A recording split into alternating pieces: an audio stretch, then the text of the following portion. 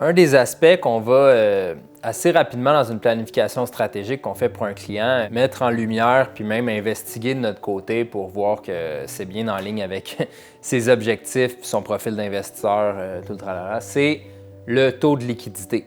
Le taux de liquidité du portefeuille complet. Donc, je combine tous les actifs puis je regarde c'est quoi son taux de liquidité. On fait un petit retour en arrière. C'est quoi un taux de liquidité? Ultimement, on vous parle dans certaines capsules du taux de rendement interne qui est vraiment comme le vrai rendement d'un investisseur qui fait sur son portefeuille. C'est quoi le taux de rendement interne qui est un peu la globalité du rendement? Ça l'inclut tout, puis c'est vraiment le taux de croissance d'un portefeuille.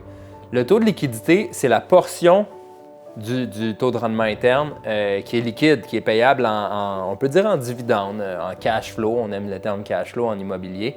Puis, c'est ça qu'on va regarder avec un taux de liquidité. Fait que si je prends par exemple un portefeuille de 5 millions de valeur nette, OK, qui fait un taux de rendement interne de 20 % annuel. Ça veut dire qu'à chaque année, il y a 1 million de valeur qui se crée sur ce portefeuille-là.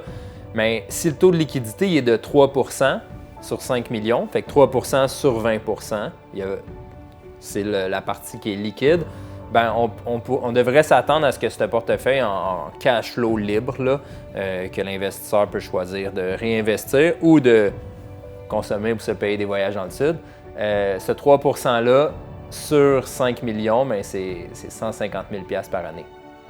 Fait que 150 000 $ par année, c'est vraiment la partie liquide qui découle du taux de liquidité. Ça va être une métrique importante parce que nos clients qui regardent dans une planification stratégique, ils veulent souvent savoir, OK, souvent il y a une bonne idée de leur cash flow aujourd'hui, mais à travers le temps, elle arrive quand mon indépendance financière? Puis c'est là qu'on va regarder le taux de liquidité avec eux, puis qu'on va justement voir les solutions potentielles pour, à travers le temps, atteindre leurs objectifs à ce niveau-là.